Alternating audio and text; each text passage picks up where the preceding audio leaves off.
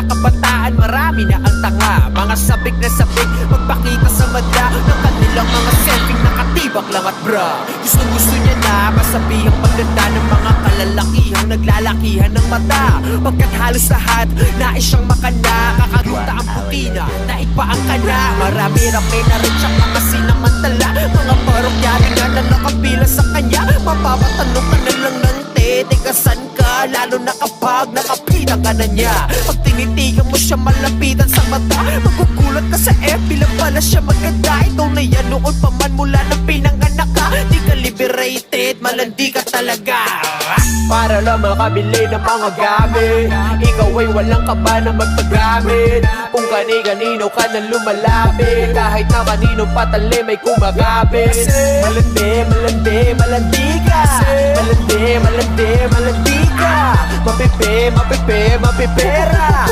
Nakapin, nakapin, nakapila. Ilong gawa suso, kasi yan daw ang puso. Ang dami-dami nyo na lang iyan, nakakabobo magpo-photoshoot.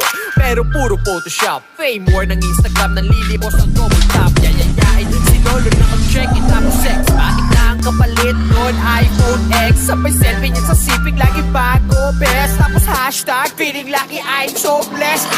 Ano ba yan, eh? Di mo ba sila kaya? Nalo ba yan, eh? Di ka ba nagsasawang umarante? Sariling sikap, di ba kayang umabante?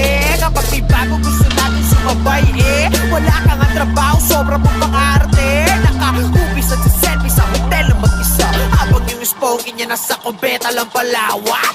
Para lang makabili ng mga gamit, ikaw ay walang kaba na magpagamit.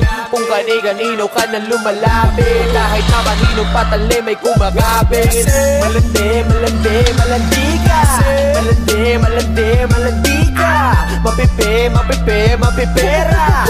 Nakapin, nakapin, nakapila. Mga short mo, literal na pek-pek short. Pagkapasto sa Facebook, pagre-report. Natripan lang naman nila sexy pic mo. Sanay ka naman kunwari pang sensitive ko.